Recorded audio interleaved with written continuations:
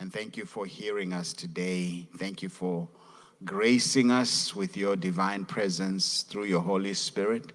We ask that you will be the unseen teacher, that at the end of it all, glory and honor will be to your holy name. This is our prayer with thanksgiving. And everybody said, amen. Amen. Thank you again.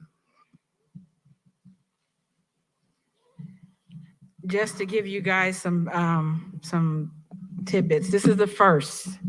This is our first shot at this. So I just want you guys to know whatever information you don't get here, there'll be a part 2, there'll be a part 3, there'll be a part 4. So this isn't the first time. So please spread the word and let everybody know that we are here to serve our community. That is our mission here at Maranatha. And we just want to make sure that you guys spread the word. The vaccines, the boosters, they were a hit. I got boosted for the 4th time. Somebody laughed and said, how many times you gonna get a shot? I said, every time I can. Every time I can, because for me, there's an alternative because I have other underlying health conditions. So I want to thank Champions, Dr. Affalo? Champions for Health for coming out and giving our community the shot. They had people coming and just stopping and just getting out of their cars and coming and getting the vaccine. So I praise God for that. Without further ado, I'm gonna let everybody come up. We're gonna have one mic because of COVID. We are gonna have one mic and we're not gonna really share mics. So I'm gonna go counterclockwise, I guess. Is that counterclockwise or that which way? That way. I'm going to my left. So there we go. Mr. Kahalifa, will you kick us off, please? Introductions, correct? Yes. Come on to the mic. Thank you. So this is an introduction, right? Yes, sir. Oh, okay. I just want to make sure I'm not doing anything else besides that. Okay, I'm following directions. Good afternoon, everyone. My name is Kahalifa King. I've been involved in this community for, that long. That was a lot of years ago. I'm honored to be in this community. I've watched a lot of changes and seen the impacts of the changes taking place, and most of those things in my work. I'm a mental health provider. We had an agency here in San Diego that provided these services to underserved and underrepresented communities in mental health for quite a while. I didn't know if Rhonda was going to mention this or not, but then I'm gonna leave it there. I'm just honored to be here. So whatever God guides me to share is where I'm at regarding the things that's going to impact us regarding emotional, behavioral, and mental wellness and mental health. Okay.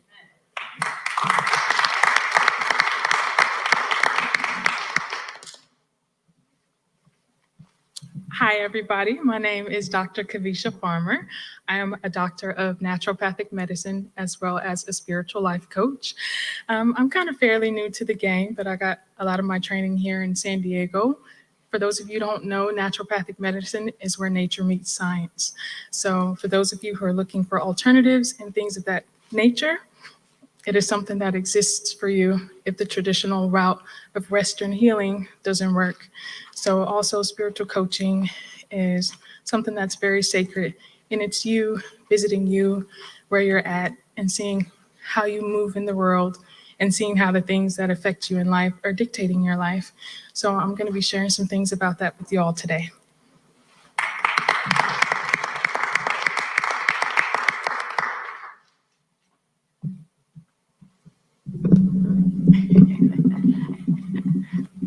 You know I was tall.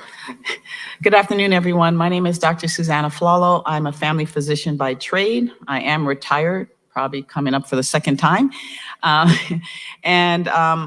real passion is serving the community. So I've been serving this community for the last 25 years, educating everyone on blood pressure, diabetes, heart disease, breast cancer, you name it, whatever the Lord moves me to do. That's what I'm here for. So we're looking forward to sharing some information with all of you guys this afternoon. Thank you for coming.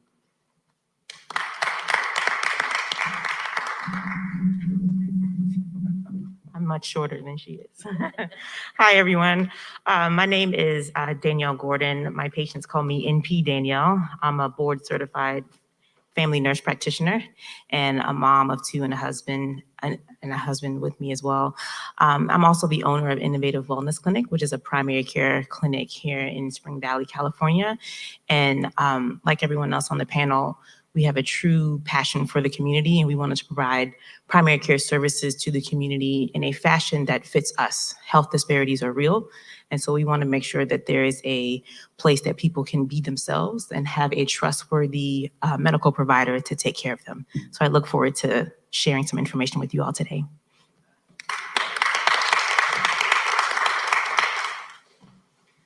Can you hear me? Yes. Well, good afternoon, everyone. Dr. Jamal Gwathney, active duty captain in the United States Public Health Service. And I've been doing community work, for 20 years now, Wilmington, Delaware, back in DC. We deploy to Africa for fighting Ebola in Liberia, Flint, Michigan, with the water crisis there, and a number of disaster responses over the last 20 years. Right now, I've been working with the federal prison here in San Diego, and just recently with Immigration Customs Enforcement, and helping with the medical care for the nation for our ICE detainees. I would love to just answer questions, and I think folks asking questions, getting knowledge so they can make informed decisions is what we're all here for today. So please ask questions. Thank you.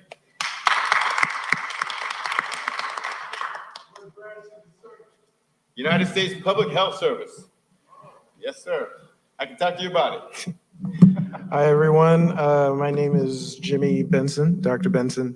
I am an internist here in the area. My office is in El Cajon. Been in San Diego working for about 10 plus years. And primary care is my passion. So I hope to share some information about ways we can stay healthy.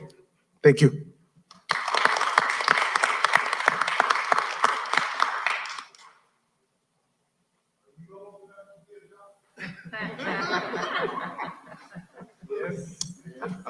Hello, my name is Clifford Delaney. I'm a licensed marriage and family therapist.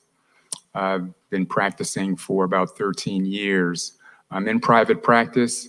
However, I am associated with an organization here, Urban Restoration Counseling Center. The thing for me that brings me, and like Dr. Farmer, I'm new to the game as it relates to being active in the immediate community, though I've been here for quite some time. But I've noticed how our lives have changed so much. And in particular with the practice that I do, I'm becoming even more sensitive to the need. And this panel, world-class personalities that are here are just here to let you know of the significance of how we view the need. And we hope that we can bring something to the table for you. Thank you.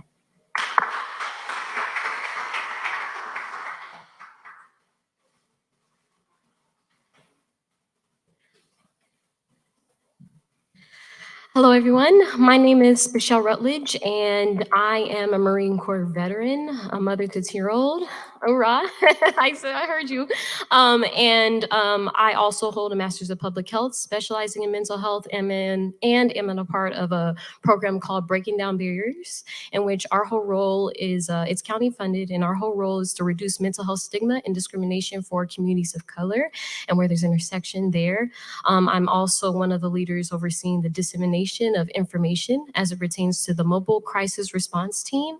And I have 2 of my team members out there, which some of you probably seen, that are tabling and they're providing resources. And many of the resources actually include some of the organizations that will be speaking today, like Urban Restoration Counseling, Open Heart Leaders, and others, and also flyers about the Mobile Crisis Response Team. And we'll be speaking about that during our panel today. But that is just a little bit about me. And I really hope that today, when I speak about mental health as it pertains to veterans, that it's something that really registers with each and every one of you. And even those of you who may not be veterans yourselves, but know of veterans, that this is information that you could take with you and back to them. Thank you.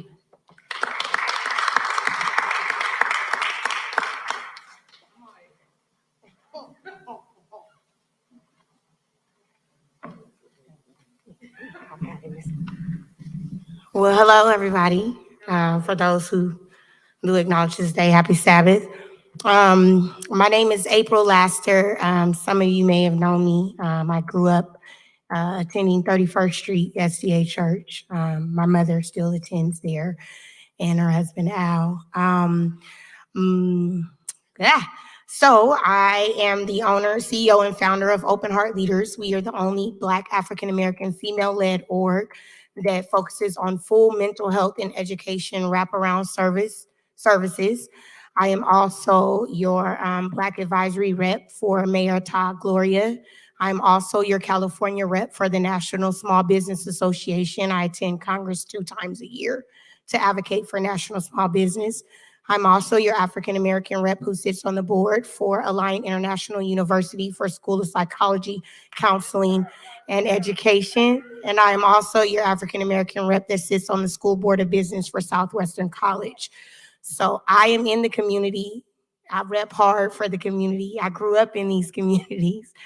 From there, I also am a proud, I am a master certified life coach, and I'm also a national certified trauma specialist, where I get booked to do trainings for larger institutions such as collegiate and business institutions.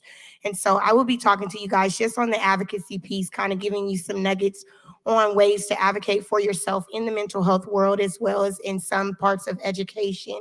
And just kind of understanding the breakdown of how to ask for specific types of mental health professionals and educate you on the mobile crisis response team and some different changes that have just evolved nationwide around some of the numbers associated with mental health. And that's it. Just be blessed.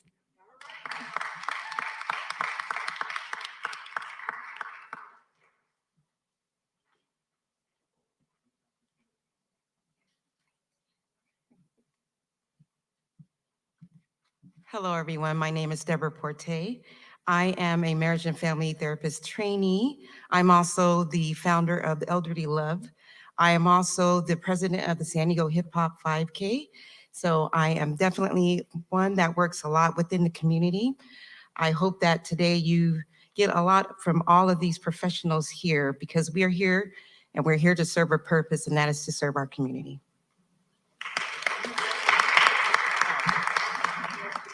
She wants me to mention that I'm also the founder of Blessed to Be Fit.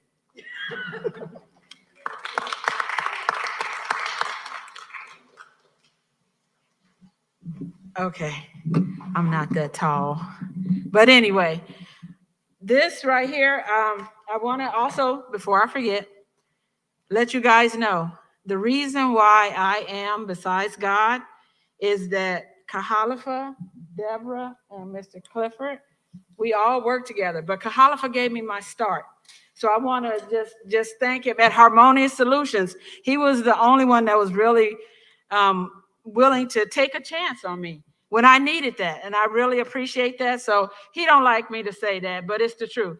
And I work with Debra and I work with Mr. Clifford. So I just want to thank them.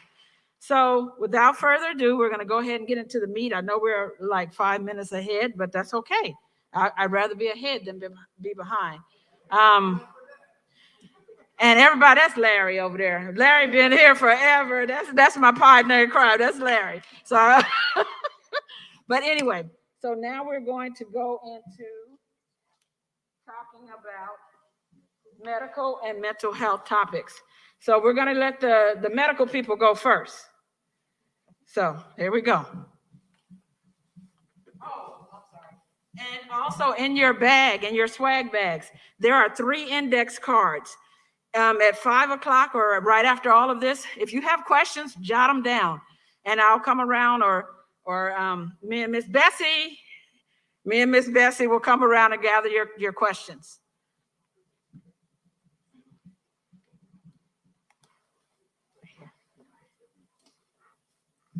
All right, how's everybody doing? Good.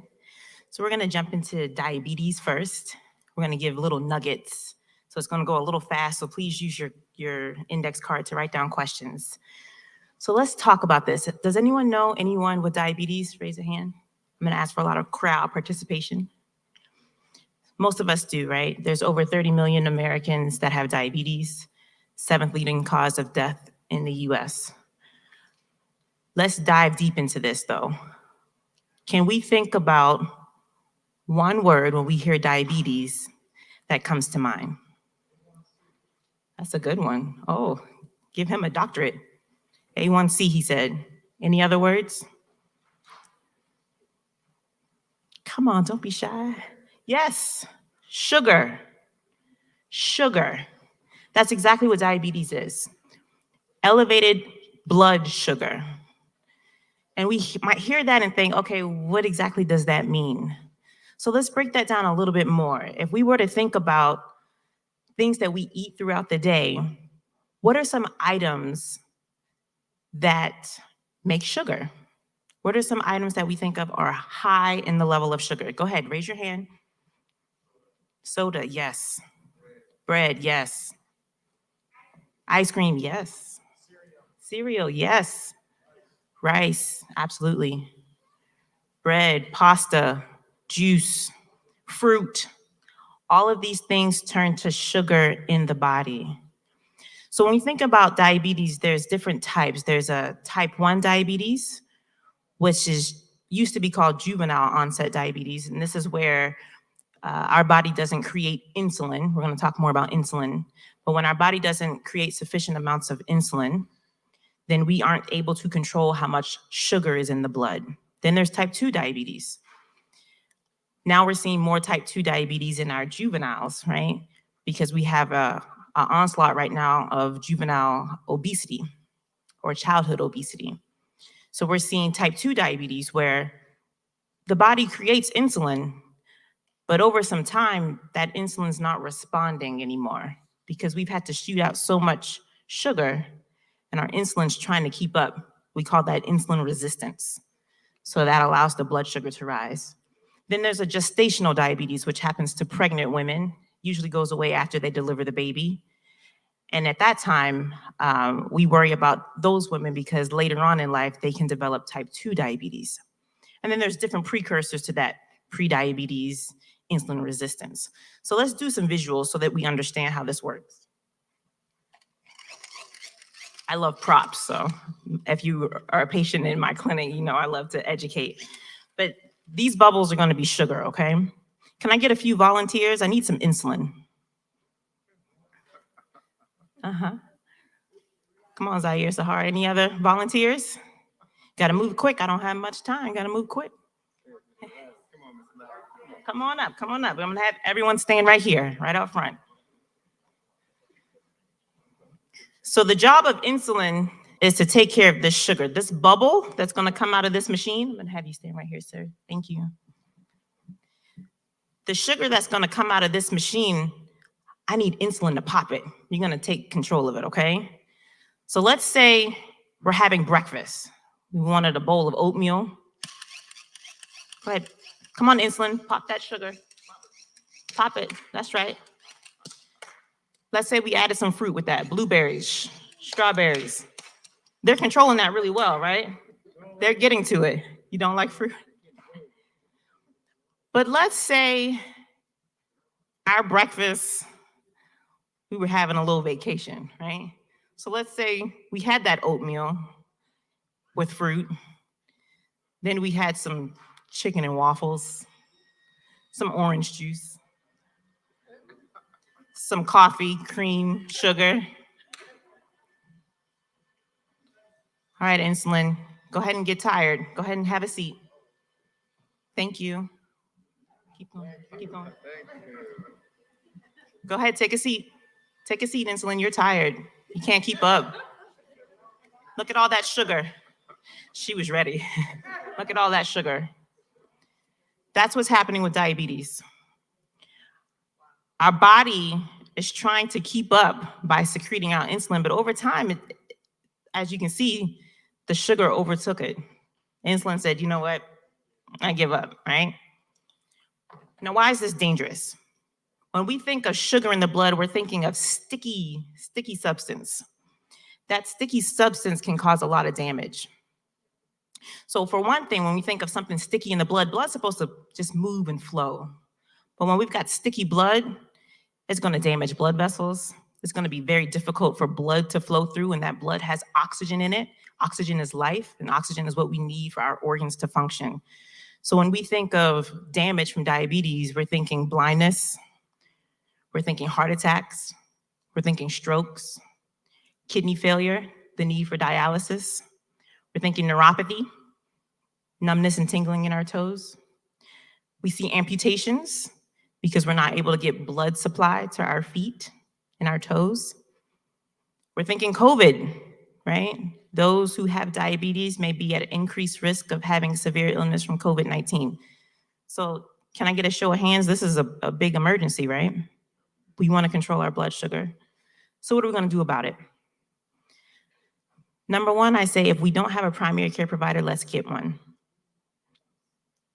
The best thing that we can do to know our status with diabetes is to know our numbers.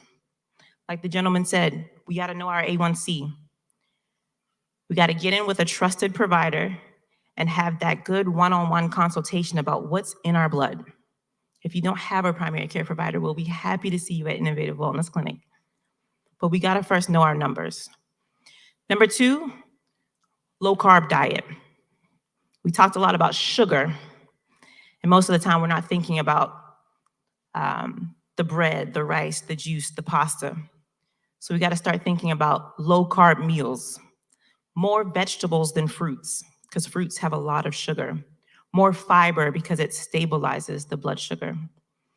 Fasting is helpful to stabilize blood sugar, giving your meals a break. Exercise is impeccable for blood sugar.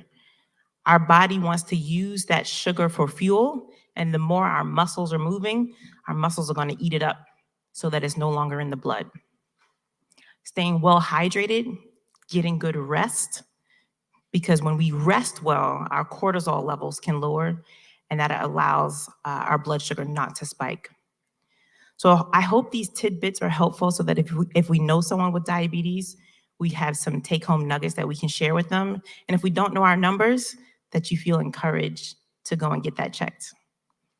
Thank you.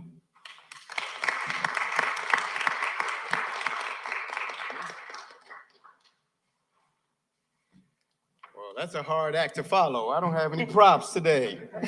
I forgot my props on base. So I'm talking about high blood pressure, hypertension, pressure, right? How many know anybody that has high blood pressure? There you go, there you go. A lot of times diabetes and high blood pressure run together. So what is high blood pressure? It's basically the pressure inside your arteries, the pressure that your heart has to pump against every day, right? The higher that pressure, the harder your heart has to work, okay? So that's what high blood pressure is, right? We talk about the numbers, like Mr. Larry talked about A1C and knowing numbers. Anything over 120, we call that pre-hypertension, pre-high blood pressure. 130, stage 1. Over 140 is stage 2. And that's it. And you don't want to get higher than that, all right? So a lot of times we're talking about treating things, but we can also prevent things. And we really want to try and prevent diabetes, high blood pressure, heart disease, try and do a lot of prevention. So as we're going to talk about diet and exercise as well. So what does high blood pressure do to you? A lot of the same things that diabetes does. You know, it can cause heart attacks. It can cause strokes. You know, you lose all the function on one side, right? It can cause kidney problems like diabetes, cause eye problems as well. Dementia, high blood pressure can cause problems in the brain and cause dementia, all right? So if you can prevent all of that, you know, getting high blood pressure, that would be the best. But then if you actually get diagnosed, okay, we need to talk about what we want you to do about it. I think the number one thing, getting a primary care provider is great, right? Because we call high blood pressure the silent killer, all right? You don't have symptoms until you have that big symptom, that heart attack, that stroke, okay? And you start to lose your memory. So you're not gonna have that headache. You know, if your blood pressure is really high, 180, 190, you might have some headaches at that point. And we call that hypertensive crisis. That's really bad. You don't want to get to that point, right? So you're not going to have any symptoms. So you have to go to the primary care doc, get your blood pressure checked. Go to CVS, Walmart, whatever. Put your arm in the little machine. Get your blood pressure checked. If it's anything over 120, go to the doc, okay? Now, hopefully, what your provider might tell you is, your blood pressure's high, we're gonna start with 3 things: diet, exercise, probably losing some weight. I need to lose some weight myself, okay? So diet, exercise, losing weight. The biggest thing with diet, so we talked about carbs for diabetes, salt for high blood pressure, sodium, right? When you're reading labels, that's what you want to read, food labels. We got to get in that practice of reading food labels. What's in our food? 80% of all the sodium that we eat is already in the food when we buy it from the supermarket. You know, a lot of my patients will tell me, oh, I don't put food in, when I cook, I don't use salt, great. And when I put it on my table, oh, I don't put food on when I'm eating it, and that's great. Don't do that. But you got to read the labels on your food. 15%. I always tell folks, if you're reading sodium and it has 15% or lower, that's good. If it's higher than 15%, try and get a low sodium option, all right? Exercise, try and exercise 150 minutes a week is what the national recommendation is. And then, if you can lose some weight, 10, 15 pounds, that will help decrease your blood pressure, help decrease your risk for diabetes, or help with your sugars, all right? Then, if you already have high blood pressure, please take your medications on a regular basis, right? If you're having side effects from your medications, then definitely talk to your provider and tell them that you need to change or you're having side effects, because there are a lot of different high blood pressure medicines to take, and we can find one that works for you, all right? But definitely tell your providers if you want to change, make that change, but definitely get a doc, get it checked, and stay on treatment whenever you need it. Be happy to answer questions afterwards. Thank you.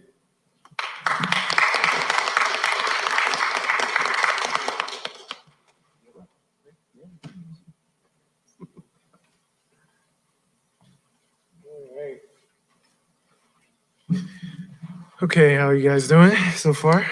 So good? All right, good. So I will be talking about heart disease. Heart disease, again, is a combination of what everyone has been talking about, but is sort of in a grander scale. So what is heart disease? Essentially is a disorder in the blood vessels that, causes the heart that can lead to a heart attack, okay? What is a heart attack? You have oxygen, you have nutrients that go to specific parts of the heart to allow the heart to work. But if those part of the heart does not get enough oxygen or nutrients, that specific part of the heart dies. And that is essentially what a heart attack is, okay? So that's just a way to understand what heart disease is, okay? So there are many types of heart disease, and I'll go over a few of them. I will focus on general heart disease, but there's congenital heart disease. That's one where you're born with, babies have that one. Valvular heart disease, you have a problem with the valves in your heart, they're not working properly. And then you have rheumatic heart disease, usually from an infection, something over time. There's also congestive heart failure, heart disease. Everybody knows that one. The big signs are swelling, shortness of breath. And then there's myocardial infarction, which is essentially heart attack, okay? So I'm gonna spend a few minutes talking about just the most common one, which is coronary heart disease, okay? So what are the risk factors? There are two main risk factors. Essentially, there's something you can control and the ones you cannot control. So what are the ones you cannot control? The list is short on that. It's just two things: your age and family history, okay? You can't control what family you get born into. You can't control your age, although some people try. Well, and then what are the things you cannot, what are the things you can control? Well, the list is long on that, okay? Top of the list: smoking, high blood pressure, diabetes, right? Weight gain, not exercising, alcohol, drugs, the list is endless. Okay, so what I'm saying is there are things you can control, and then there are things you cannot control. So let's just focus on the things we can control. And what are you able to do about that? Well, you know the list. I just rattled off a few of them. So focus on understanding your heart, understanding your general health. And one of those important things, and the most important thing, is to connect with a healthcare provider, a doctor, an NP, PA, where you can understand where you stand, where you understand your particular risk factors. You know, you're not gonna have the entire list, but maybe you drink every now and then, maybe you smoke. So there are things that you can control. Almost 95% of heart disease is controllable. So I just wanted to stress that part, that you understand that just because you have heart disease doesn't mean it's the end of the world, okay? The other thing I wanted to stress about is making change for a healthy life. You need to understand that it's a partnership between you and your healthcare provider. We can't do it all by ourselves. I mean, we can order medications for you, but you also have to be an active player in your general health and your general well-being, okay? Heart disease is a chronic problem. It's not gonna go away. Once you have it, you have it, but you can control it. So understanding that concept helps people, helps my patients when I talk to them. Okay, it's not the end of the world. We can fix it. They're just things that you need to do. And I like to tell them that we're gonna go in this journey together, understand that we are partners in your health, and understand that there are things that we can do to help prevent it from getting worse. So the general theme of what I wanted to focus on is understanding that heart disease is prevalent in our community. Almost everybody knows someone with a heart problem, but it's something that we can fix. Get in contact with your local doc. I do have a practice in El Cajon, you know, I'll leave my cards out there. But it's important to know that you are in charge of your own health, and we are there to provide you some assistance in that. All right, thank you all.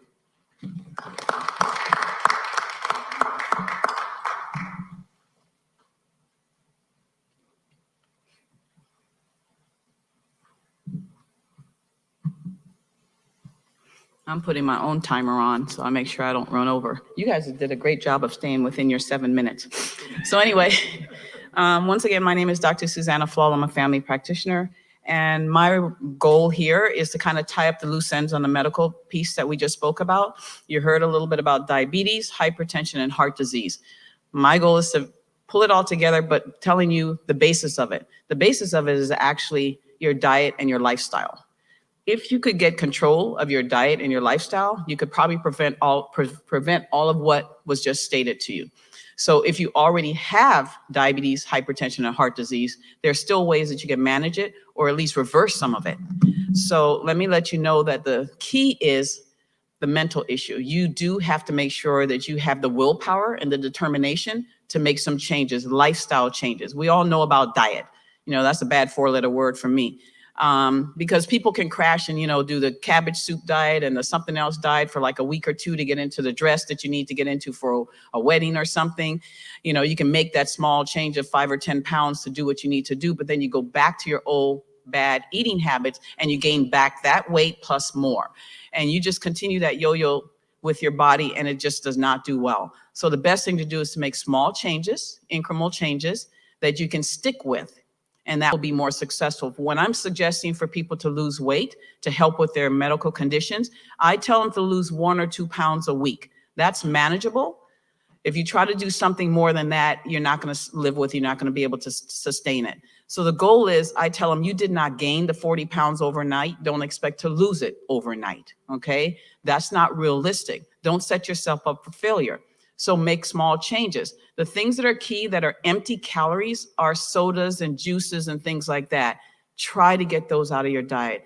Substitute that with water. If you don't like the flavor of water, put some fruit, sliced fruit or something in it to give it flavor, what we call infused water. If you ever gone to a hotel, you see the spa water out there with oranges and strawberries and things like that. Make your own spa water. Got my own time with it. So, but do water. Water is healthier. That's what your body's made of. 70% is water. It's not made of juice or sodas. Please, that's empty calories. I'm telling the parents in the room, do not give your kids soda. Okay, please. You're going to create diabetes in them by the age of 10. I have patients that are 200 pounds, 10 years old, 200 pounds with type 2 diabetes. So if you're going to shorten their lifestyle, continue the road you're going down. If you want to see them actually become healthy adults and get past 30 and 40 without a heart attack or stroke, please start making changes now. Sugar, sweetened beverages are the first thing that you can do.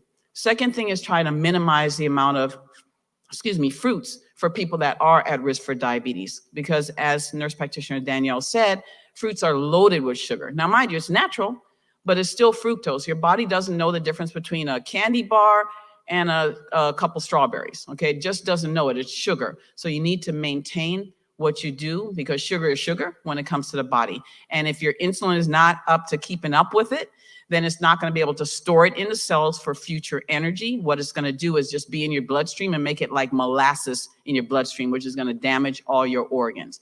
So sugar, sweetened beverages is one. Obviously, the salty foods, try to avoid things that are going to make your blood pressure go up. So chips and, if you're going to do nuts, make sure that they're unsalted. So try to lower the amount of sodium in your diet. And basically, not adding sodium to the diet either. A pinch of salt when you're cooking is great, but please do not do this after you've already done that. The best thing to do is also try to stay natural with what you're eating. So the goal is that try your best to avoid the processed foods.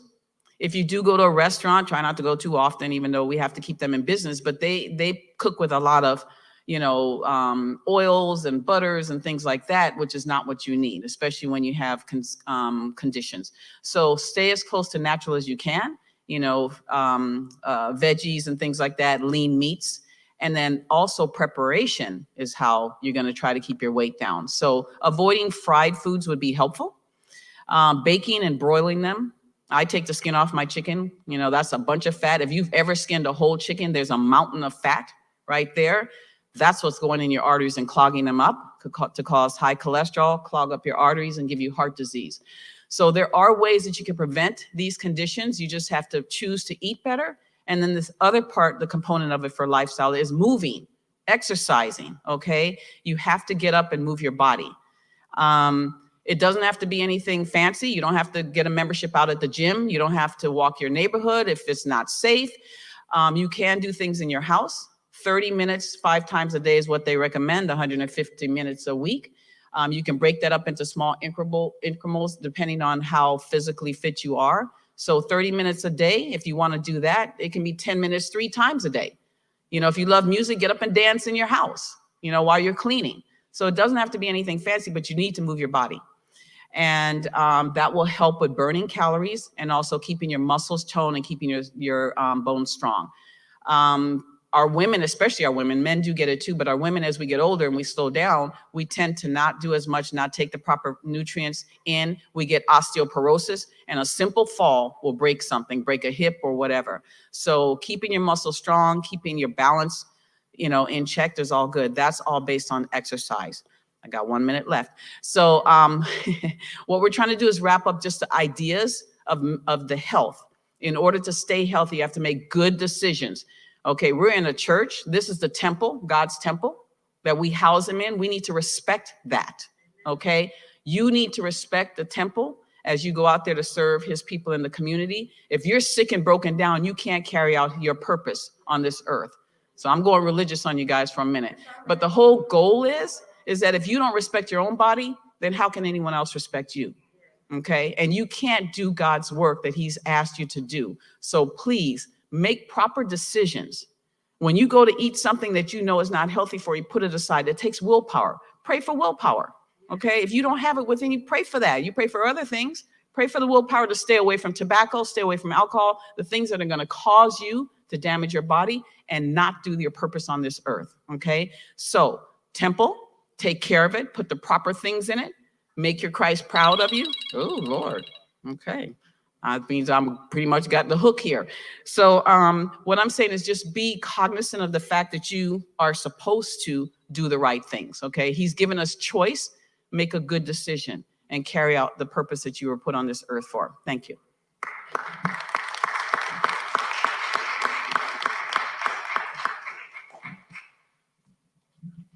Okay, wow.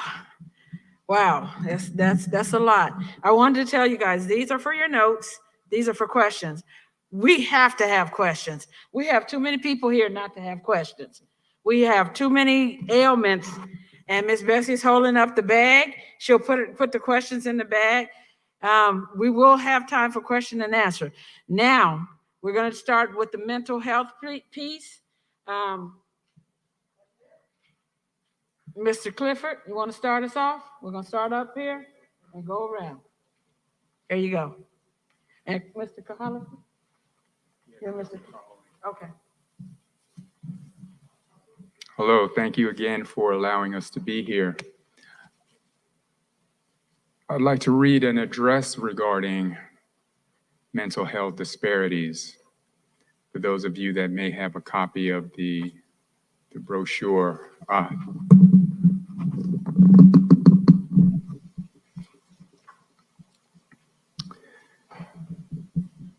If people don't have the opportunity to heal from trauma, they may unknowingly pass it on to others through their behavior. Their children may experience difficulties with attachment, disconnection from their extended families and culture, and high levels of stress from family and community members who are dealing with the impacts of trauma. This can create developmental issues for children who are particularly susceptible to distress at young age. This creates a cycle of trauma where the impact is passed from one generation to the next. Myself and Mr. King will be talking about intergenerational trauma, how the impact of the environment which we are in certainly influences our biological, psychological, social, and spiritual framework. I'd like to call him Mr. King.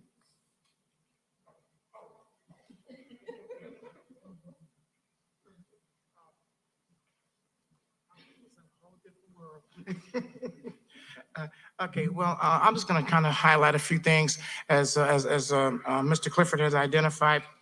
When we talk about generational trauma, well, overall, you identify what trauma is. Just basically, we hear these words, we hear different definitions about different things. But under trauma, there's also, and we have some other folks that are going to probably speak to trauma as well.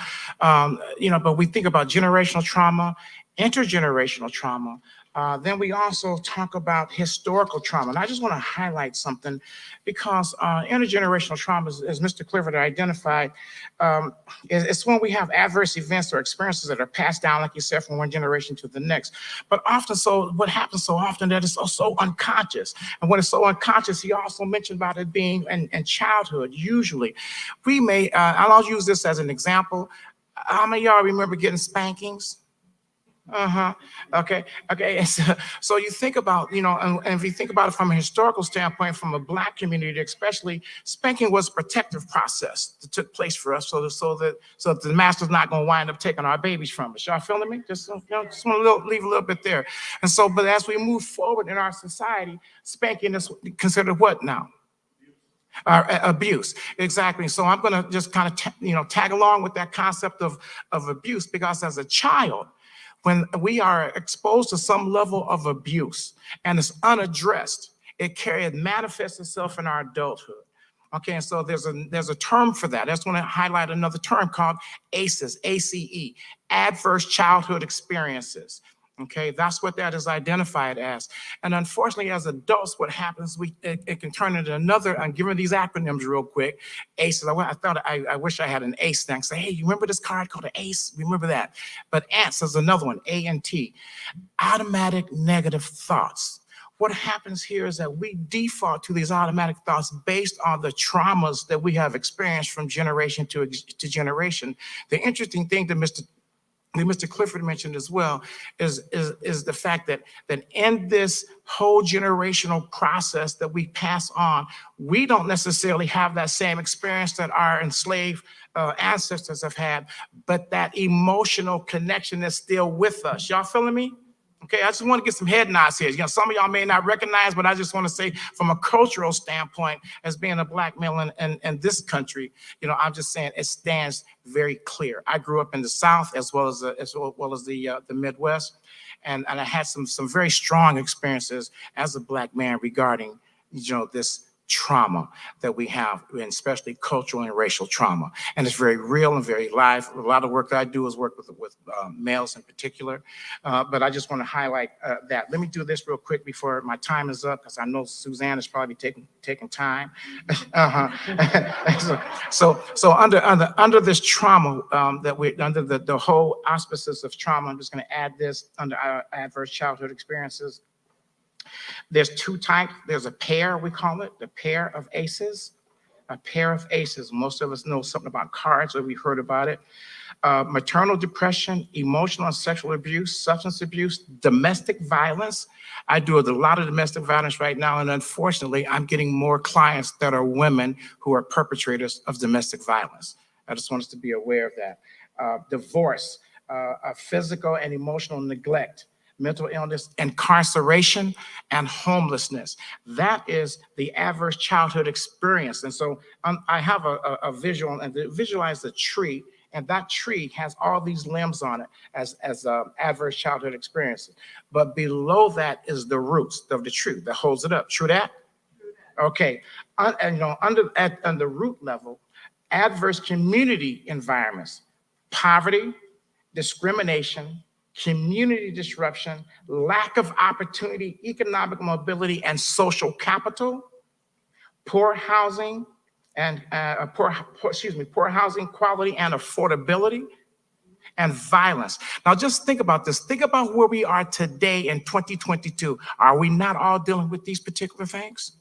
Okay, so when you take the adverse childhood experiences along with the adverse community experiences, you can see how all these things may lead into some of the things that the medical folks has talked about that leads into physical, ailments, because stress, depression, trauma, these things unchecked will lead to the things that these good doctors and others have talked about. Stress attacks the heart. You heard about heart disease, right?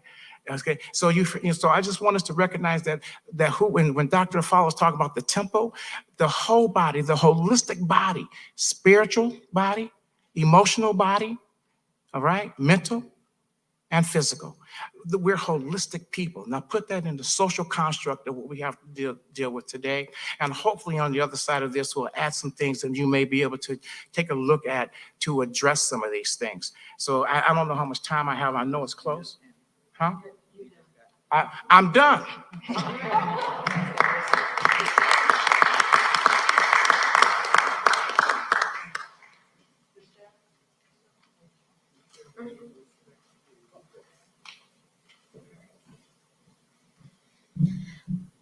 Hello.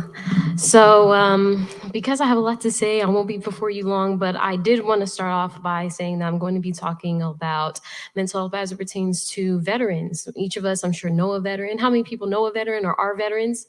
Thank you for your service if you are a veteran, and your friends, family that are as well. But I want to just basically talk about some of the most common conditions that veterans you may have seen go through. Even I myself, I like to say a little bit of my story and some of the ways in which I incur mental health conditions. As a Black woman Marine, there was various times in which I struggled in trying to navigate a system, and it took me having to go to therapy. It took me having to actually rely on community support, my church, and so on and so forth to get to where I am today. And so that's a doctoral student, that's a mother, that's a significant other. And so I love to say that even when I'm speaking in professional capacity, because you're not alone. And even then you can still be a professional. You can still, be a great citizen and member of the society with guidance, but also understand that sometimes it takes a little help as well. All right. And so after 2 decades of continuous war in Afghanistan, there has been a growing population of veterans with both combat and deployment experience that are incurring mental health conditions. But not only that, people that haven't served in a combat zone have also been subjected to incurring mental health conditions.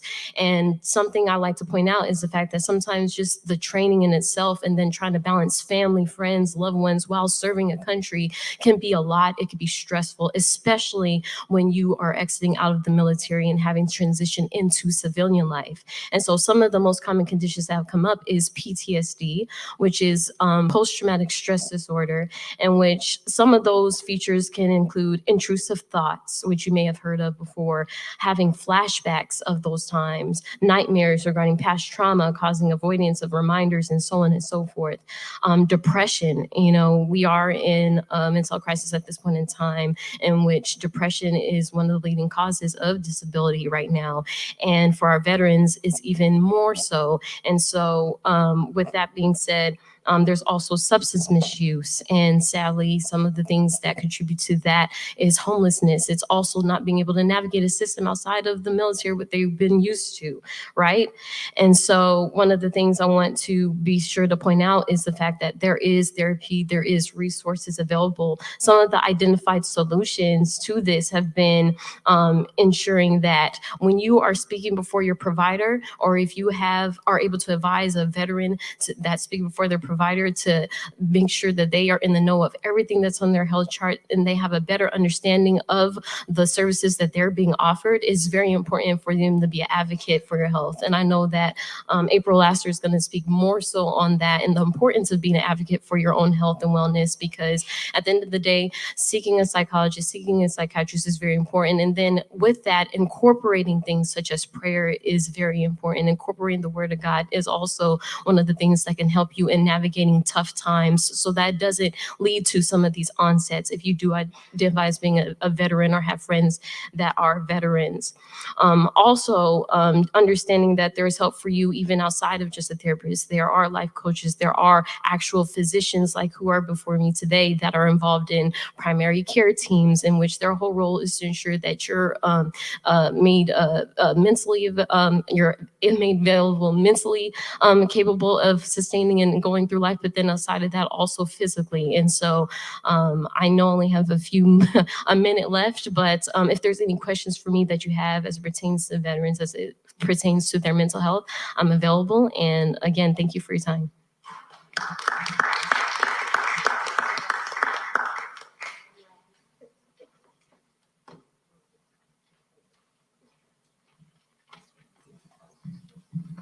All right, hi everybody. So I'm going to speak with you about spiritual coaching and a little bit about naturopathic medicine, not too much, but I wrote a little something to help guide me. So I'm gonna go ahead and read it. Hello to the beautiful people here today. Again, my name is Dr. Keveisha Farmer, and I'm here to tell you about some things to consider when addressing your mental health, what spiritual coaching is, and how it's an alternative to traditional talk therapy as it relates to trauma. So before I go deep into spiritual coaching, I want to emphasize the importance of diet. I want to tell you about the gut-brain axis that exists, which means the foods that you eat can contribute to the way that you're thinking and vice versa. There are different bugs that are in your gut that deal with digestion, and they have the ability to influence your mood, cognitive function, and a lot more. So it's very important for you to survey the foods that you're eating to see if it's adding to your mental health or if it's leading to its decline. Also, when you go to the doctor, there's some different labs that you might ask for if you have anything going on or you're feeling not right within yourself. You can ask for vitamin D panel or even thyroid panel and even B vitamins, because if these are deficient, then they can lead to some different mental health disturbances. Also, if you're not feeling that you're getting adequate care in the traditional world here, you can always see a naturopathic doctor. So to transition over to spiritual coaching, it's important to understand that all trauma is not just physical. The emotional trauma is very real. And though the wounds of a cut will heal, emotional trauma can last a lifetime. From yells and screams and dismantling thoughts about yourself, emotional trauma has the ability to plant a seed that will blossom into an invasive weed. A lot of trauma happens to us in our childhood, and if we don't take the time to pause, each and every aspect of our lives will be dominated by it, as aforementioned. On an energetic level, which spiritual coaching is, if you think of the space around you as a jacket, this is the energy that you contain. There are different things that can put stains on your jacket. The stain is synonymous to emotional trauma that you never take the time to process and heal. So you can carry this with you each and every place that you go to. For example, have you ever met anyone and you had a gut feeling about them or things didn't feel good? This could be a stain on their jacket. So if you understand the laws of physics and Newton's law of motion, which means any object that's in motion will stay in motion until it's disrupted by an external force, that means that that energetic stain will continue to send energy out into the world, and you're gonna have the same experiences with different faces in different places. This is where spiritual coaching comes in. Spiritual coaching is nothing to fear. It's simply the study of yourself, how you fit into this world, and how the things that have happened to you are directing your life. Spirituality and religion can exist in the same space. You're merely taking a microscope and looking at yourself. And through a series of exercises and assignments with spiritual coaching, you can become conscious of your own dysfunctions and emotionally self-harming thoughts and actions so that you can make some changes. Consciousness is the key. Spiritual coaching can help you make your house a home. Your house is your internal state. It's important to understand that the things you believe about yourself are what you become. Trauma can make you believe some not so nice things, and you can become trapped. I encourage you all to revisit your trauma in a controlled environment and know that spiritual coaching is an option to help you walk through the journey home to yourself before your trauma changed you. Lastly, I'm going to leave you with a visual. Imagine you have a big bathtub and it's full of 100% proof alcohol. If you pour 1 cup of water into this bathtub, the alcohol is still going to be strong. However, over time, if you continue to pour water into this tub, then it's going to dilute it out and it's no longer going to have the ability to affect you. This is your trauma. You have to take it 1 page at a time, one thing at a time, and know that with work on yourself every single day, you can lessen the effect that it has in your everyday life.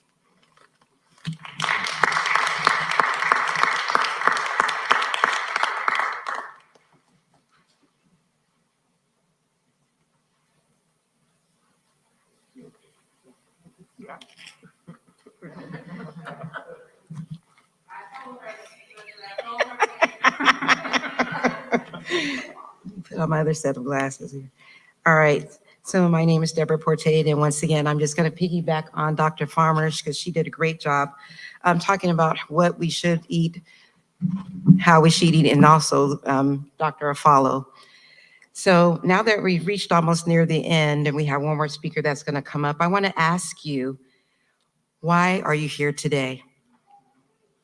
Is there anything that you could take home with you today that you have heard from these speakers? And then I want you to ask yourself, what type of life am I trying to live? Am I trying to live one that's miserable or one that's comfortable? So these are things that I want you to ask yourself. Most of us would say that we're trying to find some type of balance in our life, whether it be finance, kids, relationships, work, traffic, those long lines at the bank, and just trying to manage life. You have to ask yourself, what am I managing? Are there some things that I don't need to be managing, but I'm trying to manage them anyway? And I believe one of the doctors has stated that earlier. We only can control what we can control. But what we can't control, try to work on that. From a young age, we were taught that eating well helps us to look and feel good. We were not always told that that good nutrition affects our mental too. Healthy and well-balanced, and I don't want to say diet, that's what Dr. Fowler said not to say, but healthy meal plans. We're going to replace that word with healthy meal plans, because that's what you want to try to rethink and reteach your brain to not look at stuff as, like she says, like diets, because sometimes you say diet, you can do the yo-yo diets. But if you say healthy meal plans, then you'll look at your food differently. So when you're eating poorly, this could lead to fatigue and impaired decision-making, and also can slow you down as far as your reaction time, which can also lead to stress and depression. And as you know, our society, it is unfortunate, but we rely on a lot of processed foods. And sometimes we look for that quick fix because we're out and we're running around. You go, I gotta eat something, I gotta have something to eat. And then sometimes some of us stop at McDonald's. We grab some French fries. What is French fries? Processed foods. So you definitely want to make sure that you stay away from the processed foods. Processed foods. And I just want to touch on the sugar. So the sugar and the processed foods can lead to inflammation throughout the body and the brain, which may contribute to the mood disorders, including anxiety and depression. When we're feeling stressed and depressed, it is often because of processed foods. So definitely, once again, you want to try to stay away from that processed foods. Try to eat fresh fruits and vegetables, but of course, fruits that are not high in sugar. And stay away from those fast foods. I can't say that. I can't stress that enough, because I know that some of us have kids and it's just easier. We're so busy. And so when we talk about a meal plan, we also want to try to meal prep. So when you go to the grocery store, you want to make sure that you're buying things that maybe you make some meals that to last up to 3 days. So that way you don't feel as rushed, because I know all of us work, and when by the time you get home, you're tired. You just want to relax, you just want to sit down, you just want to unwind. So try to meal prep ahead of time, so that way you don't feel so stressed. So just real quickly, there's some prizes that we want to give away, and Miss Rhonda in the back is going to help us. So I want to know, does anyone know what day is the Community Health Resource Fair that's at the Jackie Robinson YMCA? Yes, you have to check your bag. See, that means you didn't check your bag. Check your bag. Oh, she's first. What does it say?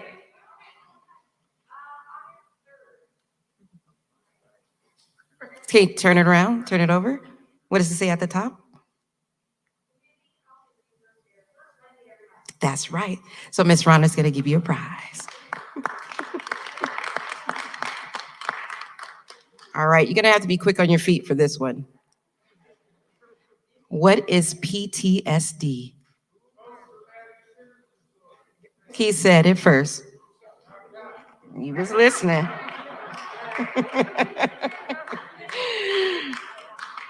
All right, and this is gonna be the last one because my minute is up. So we talked about trauma. A couple of people talked about trauma. I want you to name 2 types of traumas. 2 types of traumas. Yes. That's one, okay. Can she get a prize? And then we'll take one more, because there's a lot of different traumas. Anyone else can? Yes. Emotional trauma, yes. She does, the lady in the burgundy, and then the lady in the back with the white shirt. Thank you, everyone.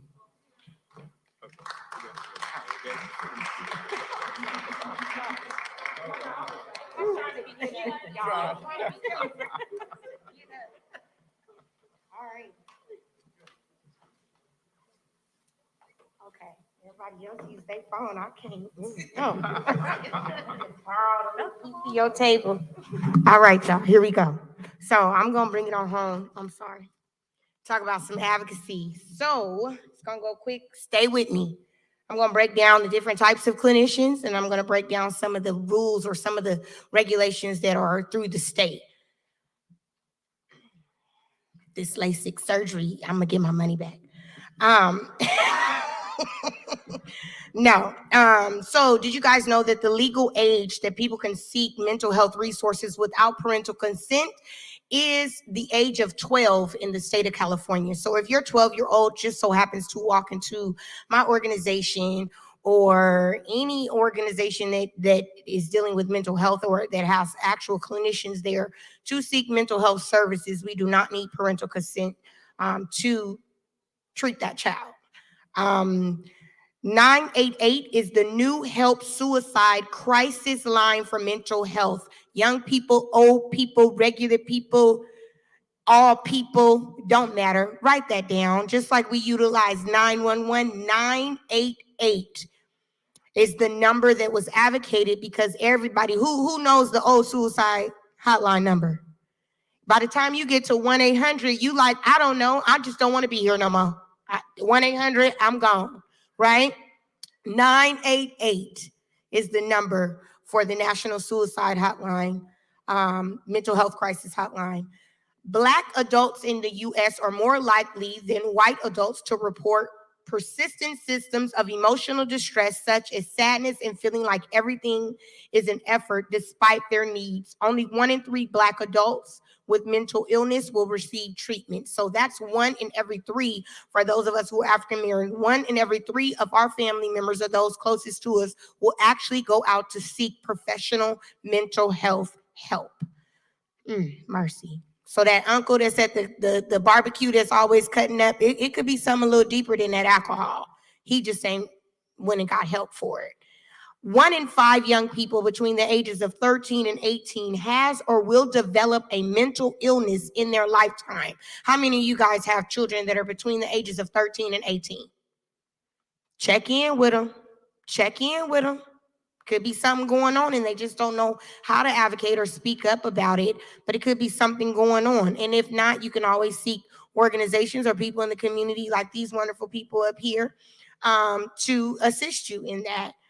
Many factors contribute to the development of mental health conditions, including life experiences such as trauma or history of abuse, biological factors, and family history of mental illness. How many of you raise your hands if you are for certain that your family has a strained line of mental health illness in your family?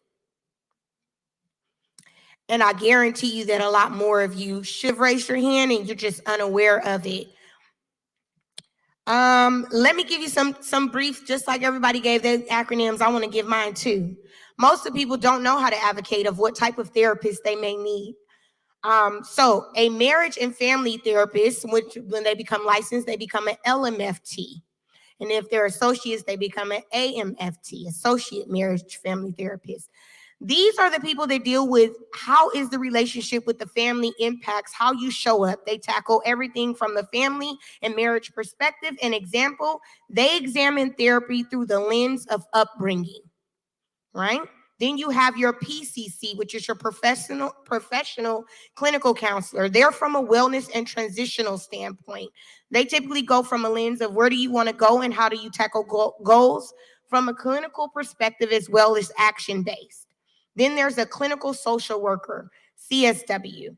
And they are, how is the environment impacts your life? They tackle everything from the lens of your work, school, and home. So, and then there's a psychiatrist, which are the medical doctors. And these are the people that prescribe you medications with a little bit of jumbled up of MFT, PCC, and CSW. That's how I view a psychiatrist, just personally. And then there's a psychologist, which is a clinical doctor. They are persons who can diagnose from testing components from a specialty research of using tools. So those are the ones that will come in and give you all those assessments and tests, and then in the end, give you a rundown of what it is actually going on with you from a clinical standpoint.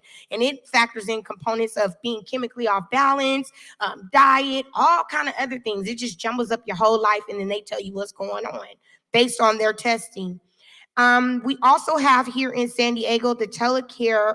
It's the mobile crisis response treatment, MCRT. I'm gonna let that nice young man at that table back there, please go see him after this and ask him about the mobile crisis response team. It is an important component that the community needs to know is now in San Diego. Last but not least, prompts for calling 911 when we are in mental health crisis. Often too many times working in marginalized communities, we often see on television and we also see on social media how a call for a mental health crisis at a Black or brown home often goes left or ends in death. We sick of it. So what we done in my agency is we try to combat by advocating and teaching the community of how to properly engage with 911 responders or responders that come to the scene. If you're calling for mental health and you call 911, hi, my name is April. I'm calling for a mental health emergency and I request a CIT officer. A CIT officer provides law enforcement-based crisis intervention training for assisting those individuals with mental health. That's a one step. Or you could say, hi, my name is blank blank. I am at home and I am calling because my dad, who has been legally diagnosed with schizophrenic, is having a moment and I need help. You've identified that there's mental health issue going on, and you're alerting that 911 specialist, okay, they need a different kind of response. You want to describe in detail what's going on in the right now. Advise the police if there is info on file with law enforcement about the person in crisis. Sometimes making them aware if there have been previous calls before, they can look it up in their little computers and do a little work before coming on the scene causing a ruckus. They can do that. Advise the police if there is, also ask if it's possible to arrive without lights or sirens. When you're dealing with a possible veteran that is struggling with PTSD or there's a lot going on, thank you, Dr. Affalo, then you want to make sure that you are making them alert that they are possibly coming in encounter with someone who is suffering from PTSD, and we don't want to continue to perpetuate trauma to that person. I'll be around. Any other questions in regarding to advocacy and how you can advocate for the proper mental health treatment, especially through your insurance providers when they say we don't have a Black or brown therapist, but we have this. No, you can advocate for that. And I can tell you how. So that's my time. And I love y'all good people.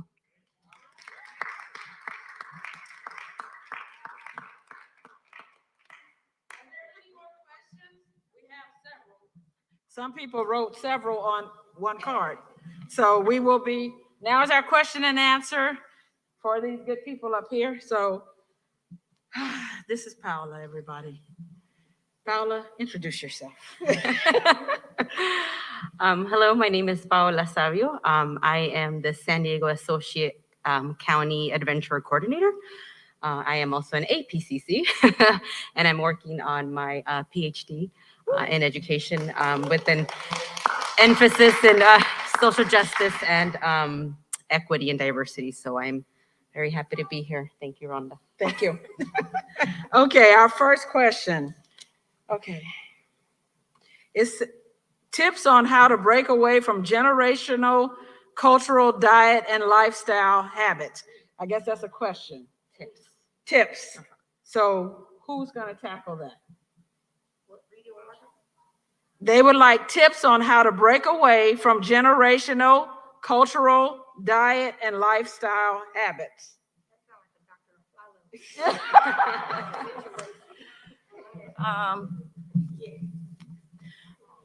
That's going to be difficult because for 3 and 4 generations, depending on your culture, you've eaten the same type of food, but you've also seen the same type of health conditions that your ancestors, your grandparents, your parents have had.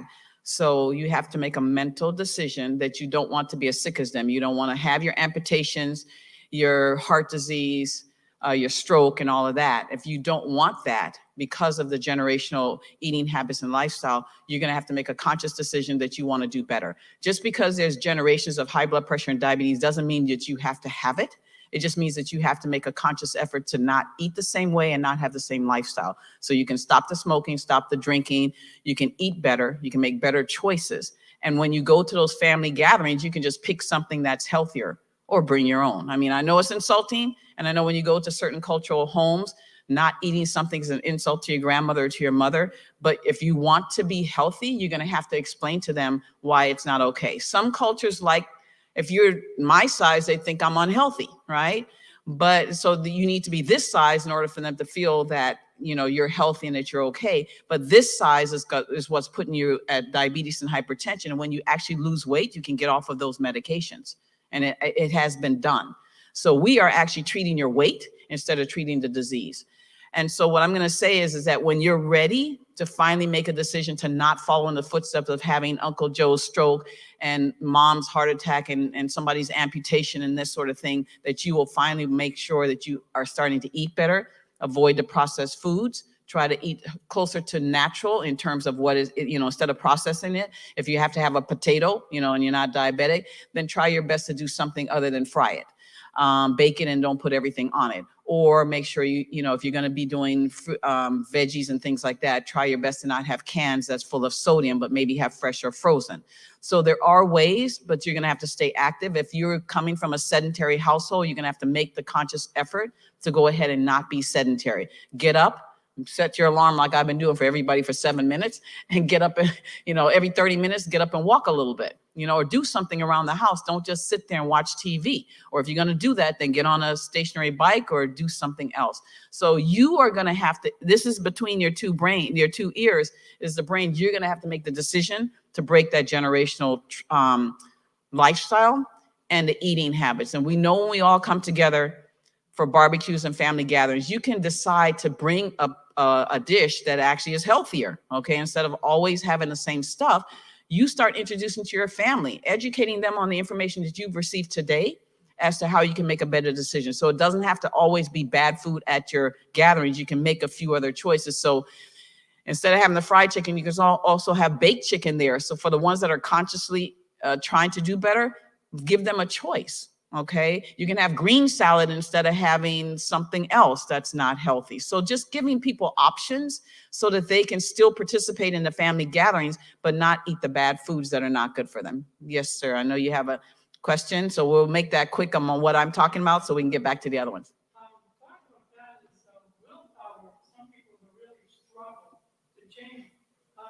Is there any program or some way people can get some kind of like counseling while they're trying to change their diet? I'm sure there's tips on how to be able to strengthen your mental health in terms of making good decisions. I try to avoid places that have things that I don't need to get involved with. So if you know and I know you're talking more about diet, but if you have an addiction or something with alcohol, and of course tobacco comes with that when you're drinking, then I would stay away from the bars, you know, or something like that. I would stay away from gatherings or restaurants or fast foods if I know that I have I don't have good willpower for going there. Just I avoid. But I'm sure with the mental health providers, they can tell you some of the tips when they come up to address your need. It's going to take, like I said earlier, you're going to have to pray about it. You pray about having the strength to do this or take away my smoking habits. Some people have done that and can literally stop smoking because God removed that temptation from them. I see an amen hand up there. So if you ask for that, if you believe and you ask for that, that can come too. But it's going to, you know, part of this is going to be us. He gave us choice and we have to choose well and wisely. So willpower is not easy, but I promise you, if you want the results, you're going to have to work towards it. You can't just want to be a size 7 and still eating bad foods. So obviously the want is not there yet. When you're really good and sick and tired of being sick and tired with dis-ease, which is disease, you'll start making better choices. So that's my answer to that one question. Can I just add to that? Sometimes too, your medical condition can force your emotional condition to come to the forefront.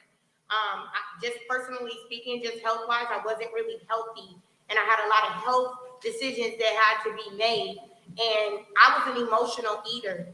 So if I was happy, I'm eating. If you was happy, I was gonna eat for you. We just was emotionally eating everything, right? And what ended up happening was I was killing myself from the inside, and based on other conditions coming to the forefront, I had to make a decision. So meanwhile, working on my physical health with my doctor, I had to seek help for my emotional health because it was at a battle. My emotional was battling that physical, and right now that physical was losing. And so I had to make a decision, do I want to live or do I want to die? And so I had to seek professional counseling to deal with my emotional and mental health that in fact helped me strengthen the willpower to deal with my physical health, if that makes sense. I hope okay. I just wanted to make a little mention about the diet, and sometimes if you have these cultural foods that you're eating, sometimes it could be helpful if you remix the dish and maybe swap out some of the ingredients that you're using if you really do have those ties to your culture. Also, taking things a little bit slower. I know that health is very urgent, but you want to do things and implement some things that's going to make it more sustainable for you.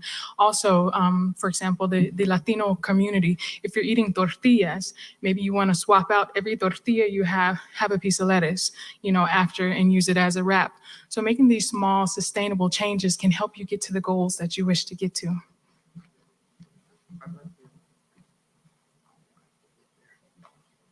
From a mental health perspective, you probably can't hear me. My view from a mental health perspective, you've already taken the first step. You took the courage to stand up and address it for yourself. I haven't given you a tip, but in my practice, that's what I look at first. What preceded the notion of you even asking that question for yourself? That tells me, number one, you have a desire. And what I'm going to enforce for you is that you do exhibit the capacity to do it. And we haven't done anything yet. But that's how I look at it from a mental health perspective. That's the type of feature you hope to experience when you go and you seek a therapist, whoever it might be. Someone who can sit in it with you, affirm that you're speaking your reality. You're going to come up with the conclusions and the resolution yourself.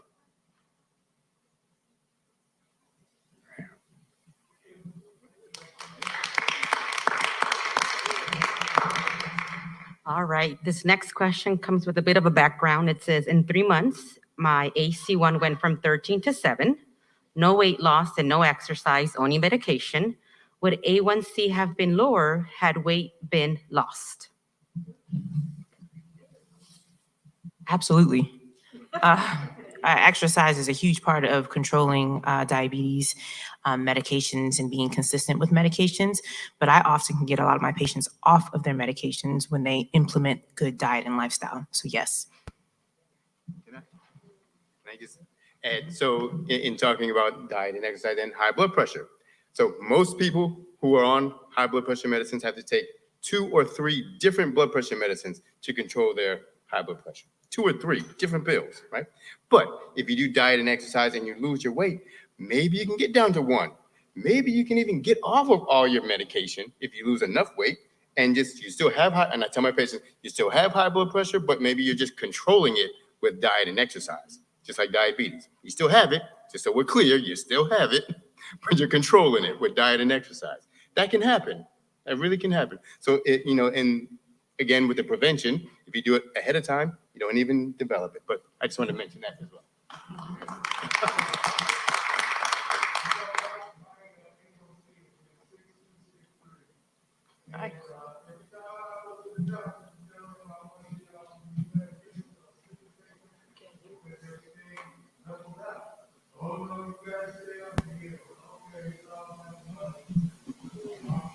Okay. All right, the next question is about trauma. It says, if I haven't experienced the same trauma or any, how can I still prepare to be able to listen and know how to respond to help those around me who need a person to reach out to? First of all, we all have experienced trauma. You live in America, you've experienced trauma, whether indirectly or directly. We choose to face what we want to acknowledge and we choose to ignore what we don't want to deal with. And that is typically the mind frame of those who choose not to take on any extra. I'm a natural empath. I feel and I take on everything, right? And sometimes that can be a little leery and be a little dangerous, especially when my mind needs a break.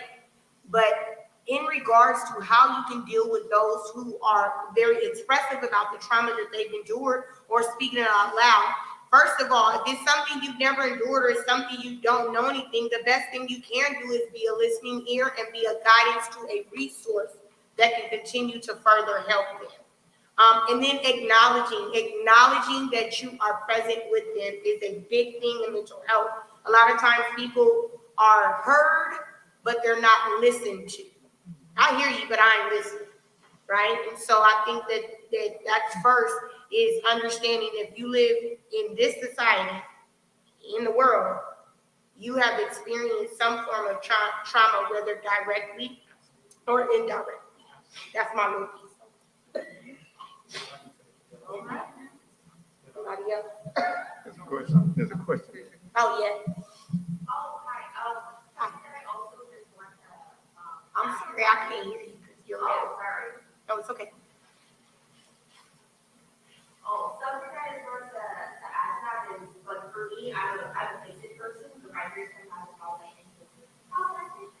But then when people have told me in the past is, you don't need to fix my problem right now, you just need to speak. So also sometimes people just ask me, they don't necessarily need to fix whatever problem that they have right now.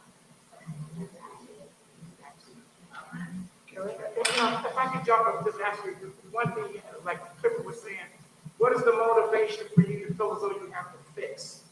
So that's a reality for you to step back and look at yourself. We have that need to fix things of people and such. You need to ask yourself, what is that motivation about for you? Yeah. All right, this next question comes in 4, but they're all kind of related. Are we born with high blood pressure and diabetes? What is the set standard for high blood pressure? Is it the same for everyone? Is AP and diabetes genetic based? And why does it affect African Americans differently than other race of people? Okay. All right. So let's see. We can tag team. Okay. So are we born with high blood pressure and diabetes? Typically not. Typically not born with. So some people, some children, yes, maybe born with diabetes. Yes, that's a possibility. High blood pressure, typically not. That develops over time. What is the set standard for high blood pressure? And is it the same for everyone? For adults, we'll say for adults, it is the same. You want your blood pressure to be 120/80 or lower. All right, that is the standard for all adults. And I don't want people to even think that their blood pressure is too low. Your blood pressure is only too low if you're dizzy and passing out. Then it's too low. So if your blood pressure is 90/65 and you're fine, that's great. All right, but don't let anybody tell you it's too low unless you're passing out. Is AP and diabetes? I don't know what AP and diabetes genetics or high blood pressure. That's high blood pressure and diabetes genetically based. Yes, there is a genetic component. Yes, family history definitely plays a part in diabetes and in high blood pressure.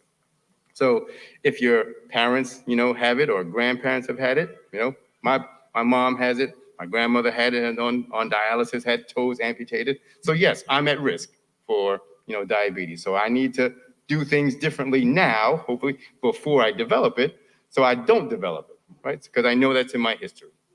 So definitely genetic based. And why does it affect African Americans differently than others? So that's a loaded question. There's a lot of different reasons why diabetes. There's genetics. It does run in families. There's access to health care. There's the foods, the diets that we eat. We eat differently than other ethnicities. That puts us more at risk. Maybe we have more salt in our diet. Maybe we eat more breads and pastas. Getting us more sugar. So there's a lot of different reasons that make it worse for African Americans and any people of color. But yeah, and I did want to say something about diet. We talked about bread and pastas and diabetes. Probably the biggest source of sodium in what we eat is in bread and pastas.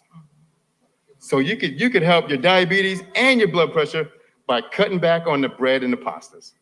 All right, thank you. One last piece about genetics. I don't want us to hear, I have a family history of this, therefore I'm going to have this. There's so much that we can do in the world of epigenetics to change that. So the things that we are exposed to, like our diet and lifestyle, can alter our genes so that we don't go down the path that we were headed towards. So that's why it's really important to know our numbers and our risk factors, but also make wise decisions in our diet and lifestyle to turn that snip off so that we don't go down that lane and instead adopt a healthier lifestyle. That's all.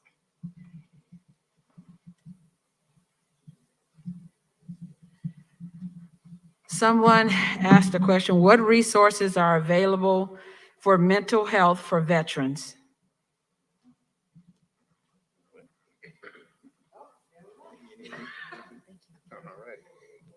Yes, so one of the my favorite resources I love to refer veterans to is the Stephen A. Cohen Center.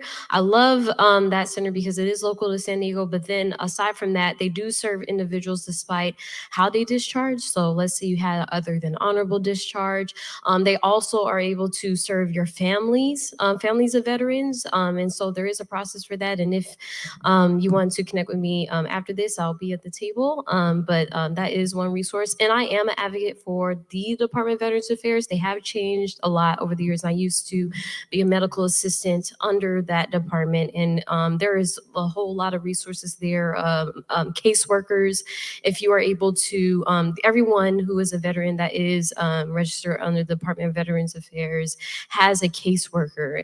It's by last name, and they can help you navigate the complex system of the VA as well. So with whatever it is that you need, please also tap into that. Yes. Oh, Stephen A. Cohen's, the Stephen A. Cohen Center. Is there, what's that? Oh yes, Mission Valley is where one of the most closest centers are for that. Yes, in Mission Valley. Yes, thank you for that. Yes.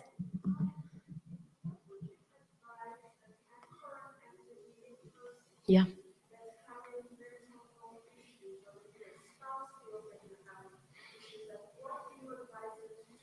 Mm-hmm. Yeah. Mm-hmm. Yeah. Mm-hmm. That is true. Mm-hmm. Yeah.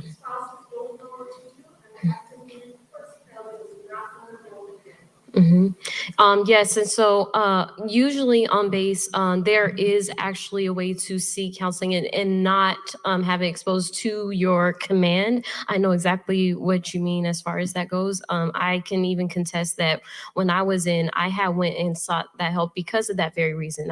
Felt as if I had sergeant and other individuals above me that were not able to understand where I was coming from, and therefore were kind of discriminating against me and trying to hold my rank and those types of things. And so some of the things I did was like during my lunchtime, I went and actually sought out, there is on base help. I forget exactly what it's called now, and it depends, but I know the Marine Corps, the Navy Marine Corps Relief Society helped navigate me to a person that was a mental health therapist, but then also a social worker. And they were tasked specifically with helping veterans and even active duty at the time. So they were specific to active duty with court cases, even when it came to their mental health, if they were depressed, if they were contemplating suicidality, which has increased a lot over the years for active duty. And even then, they are able to speak with the spouses or family members of those active duty military person and not have to report to the command about it because it is confidential. And so if you also would wait and get with me afterward, I can, try to find that direct resource for you specifically. Yes. Hoorah. Thank you. Mm-hmm.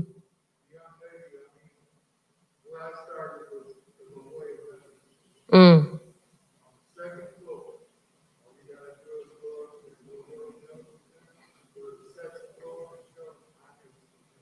Yes, thank you. Yes. Mhm.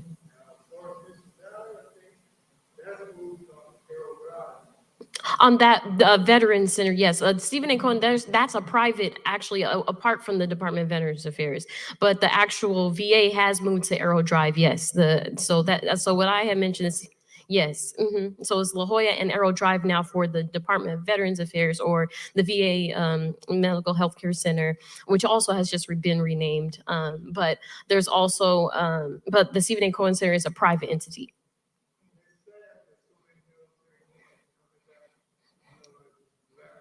Yeah. Mm-hmm. Mm-hmm. Yeah. Right.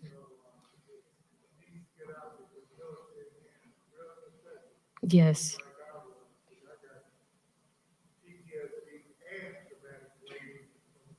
A TBI as well. Yeah. Well, you definitely don't. Yeah. All right. You don't look like what you've been through. You reminded me also another resource is the Wounded Warrior project. So Wounded Warrior project is also available to those who identify as being Wounded Warriors. So and they don't have to be.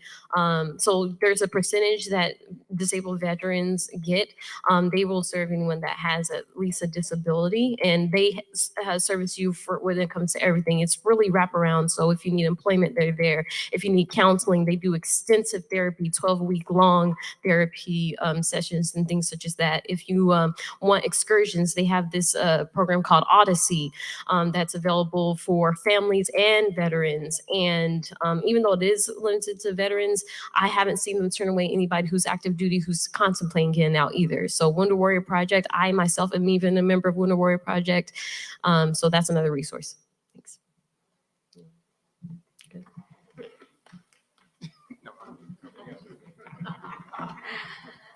How does vaping affect your medical and mental health?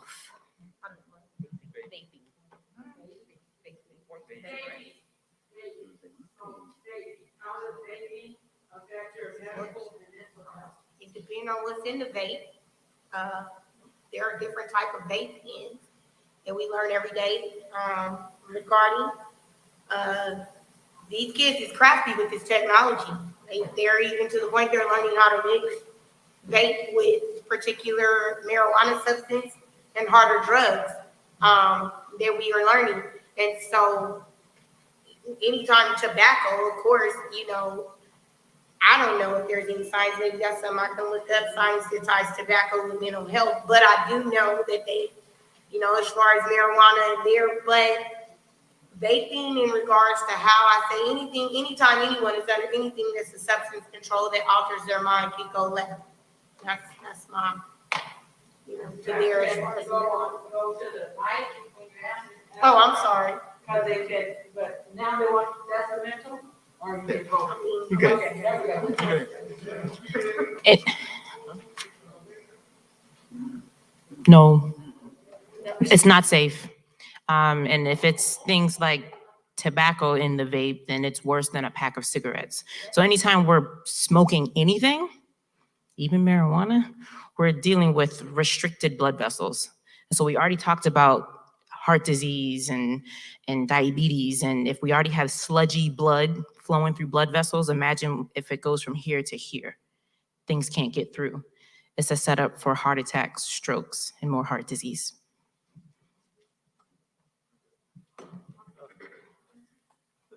Yes, I also concur with her.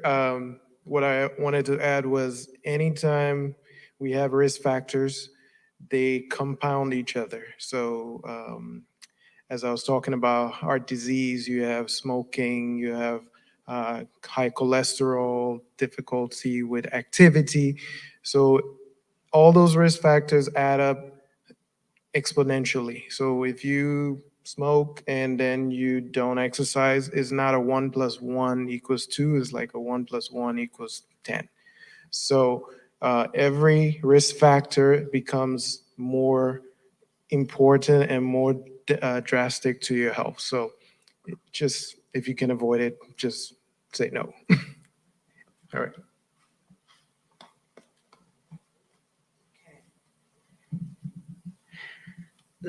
how can someone incorporate life coaching, spiritual coaching, and therapy in their lives? How can they work together to better someone's life? So they want to know how life coaching, spiritual coaching, and therapy can all work together to better their lives.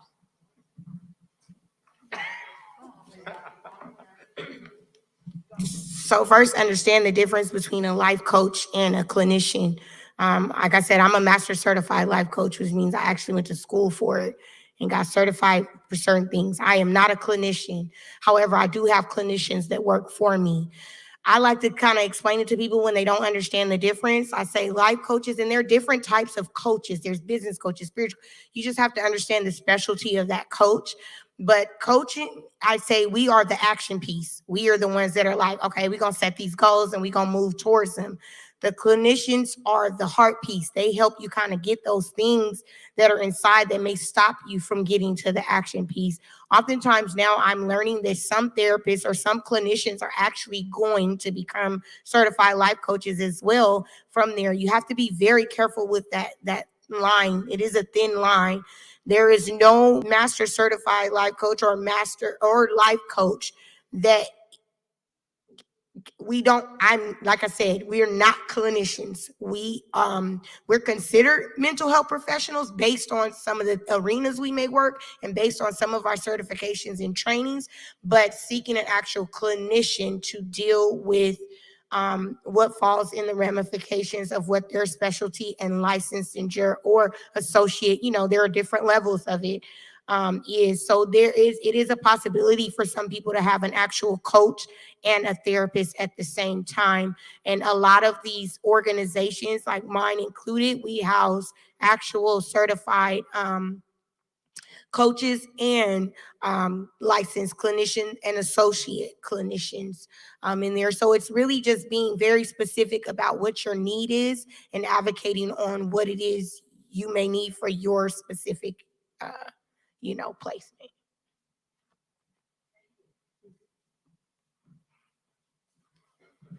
Hi, sometimes you'll get the needle in the haystack where you do have a doctor that's also a certified coach, and they'll be able to guide you.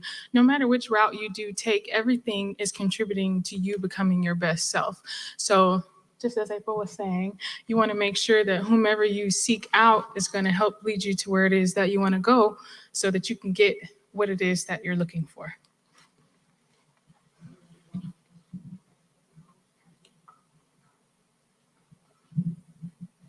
Thoughts on apple cider vinegar daily for gut and overall health, and then tips on helping me sleep at night.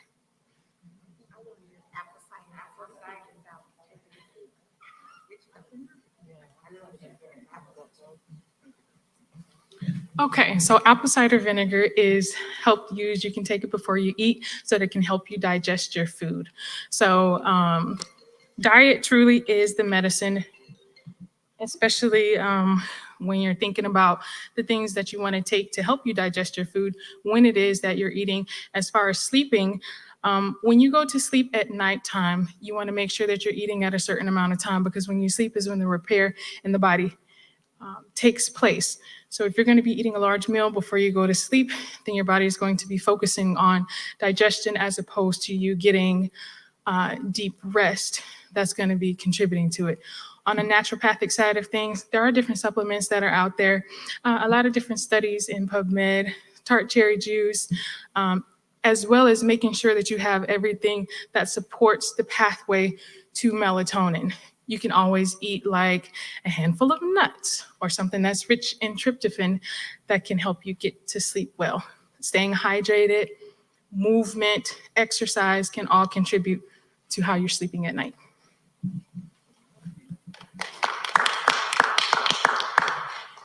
Well, actually, I'm gonna ask one more question because I think this one's very important, especially.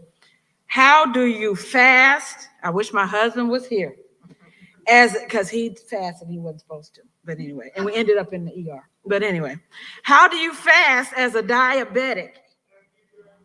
How do you fast as a diabetic? Because as Christians, we are always talking about we need to fast and pray. How do you do that? How do you do that? If you are Honestly, it depends. Whenever anyone wants to fast, we really want to talk to a healthcare provider so that we're doing it safely. Every fast isn't for everyone. And so it depends on our health ailments. If we have diabetes and we're taking insulin, we have to be knowledgeable that that insulin is going to lower blood sugar. So we might want to have a snack when we take on the insulin. So it honestly varies. There's so many types of fasts. I'm sure Dr. Farmer knows some too. There's intermittent fasting. There's 12 hours on, and there's very much different types. Some types are better for women. Some types are better for men based off our hormones.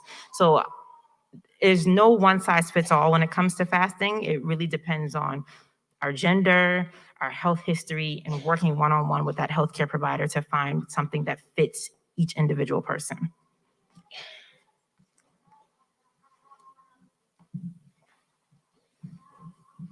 I concur, and I think that it is very important to understand that one fast does not fit all. Intermittent fasting is a type of fasting that focuses on when you eat rather what it is that you eat. So it's a lot of different fasts out there. Spiritual fasting, it's so many different things, but making sure that you partner with your healthcare provider to see what's going to work best for you, and starting out slowly is going to be what's most beneficial. Okay, I want to thank everybody. Okay, at this time, I'm going to bring up Pastor Meshach, and he is going to pray us out. He's going to pray over the food, and then we're going to separate into men and women. Men will go downstairs, and after that, there are meals prepared for us to go. It's not a lot of food because we're talking about medical health. I mean, we got a lot of food, but y'all don't need a lot of food. I mean, so you get your food and then, afterwards. But I just want to thank you guys so much. So Pastor Meshach, come on up and pray us out, pray over the food. And then the men will go downstairs, and the medical and the mental health clinician men will go downstairs, and you guys can dialogue a little bit longer. I want to just thank the Maranatha SDA Church, Pastor Mupfawa. And, thank you, Dr. Rhonda Williams, for just always creating a space for us to be encouraged, empowered, educated, and equipped. Why don't we give a hearty amen and thank you to Dr. Rhonda and for her vision. This woman has a vision to equip and empower her community. I want to say also on behalf of the NHPI community, I'm an advocate for Native Hawaiian Pacific Islanders. Where you guys have started in the 70s, we're barely starting today. And so we stand on the back of those who have gone before us. And on behalf of the NHPI community, we want to say thank you for blazing the trail and for letting us know that representation does matter. It hits different when the people up here look like you, eat like you, speak like you, live like you, love like you, and lead like you. And so why don't we give them a hearty amen and thank you for your advocacy and your hard work that you pour in, not into your community. You guys are benefiting the Native Hawaiian Pacific Islander community as well. We want to thank you for that.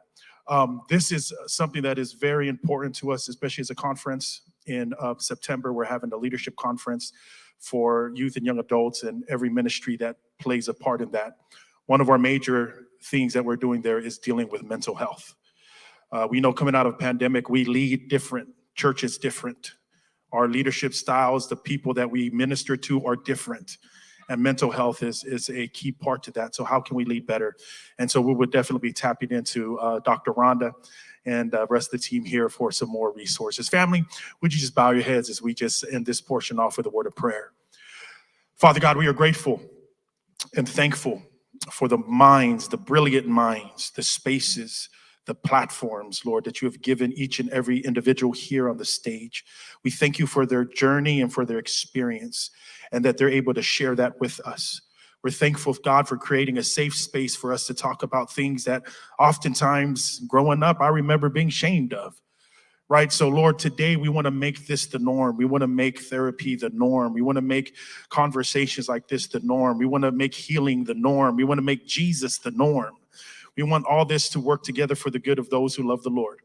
And God, today we know you're not concerned just about our spiritual well-being, but you're a Father, a God who is concerned about the holistic person, the whole person, because you understand that the physical also helps the spiritual, and the spiritual helps the mental, and the mental helps the emotional, and all these things work together to provide us to be the greatest person that you have created us to be.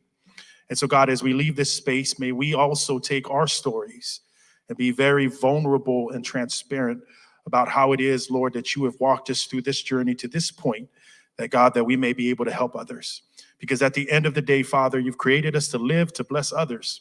And God, that is something that we want to do. And so, Father, as we close this portion off, we want to also ask a blessing over the meal, that it give us strength and nourishment, that you bless the hands that prepared it and the means in which it was provided. And Father, whatever we do, whether we eat or whether we drink, we want to do it to the utmost honor and glory to you. We ask in Jesus' name, amen. Also, I failed to mention, if you guys can fill these out, it's real simple, real quick. We're gonna do, like I said, more of these. So we need your input. We want to know what you guys want to know. So please fill these out, turn them in to the men. If you can turn them in to one of the speakers downstairs. The women, we'll collect them up here. So at this time, we're going to dismiss the men to go downstairs to the fellowship hall. And I am going to take them in. Mr. Larry, can you show the men how to get to the fellowship hall? Thank you.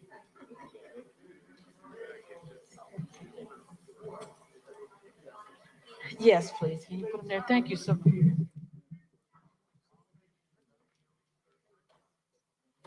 PH. Oh.